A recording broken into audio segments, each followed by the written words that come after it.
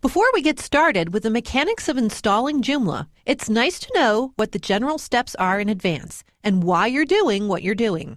In an earlier video, I talked about Joomla as a web application. Joomla needs a web server, a programming language, and a database available so that it can run correctly. In this case, we'll be looking at Apache as our web server, PHP as the programming language, and MySQL as the database. Your local computer, that one sitting right there in front of you, does not have this software installed on it. So we'll have to install it first before we install Joomla.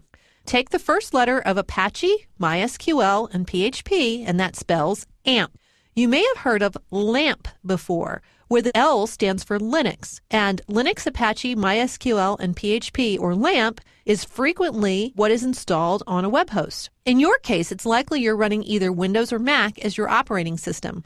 Therefore, for Windows, we'll install WAMP, which stands for Windows, Apache, MySQL, and PHP. For the Mac people, we'll install MAMP. For instructions on how to install WAMP and MAMP, please refer to David Gassner's video, which will go through those topics in detail. Once the software is running, our picture gets a little complicated. Rather than having two computers talking to each other, the client running the web browser and the server running Joomla, Apache, MySQL, and PHP, we now have a single computer which performs both functions at the same time. Hopefully this doesn't blow your mind. Then, once either MAMP or WAMP are running on your computer, we'll install Joomla. And I will go through that with you in upcoming videos. Once Joomla is in place, we can then start building our website.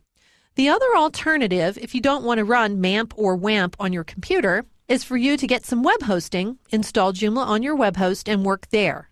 I'll cover the positives and negatives of working locally on the computer in front of you versus working remotely on a web host in the next video.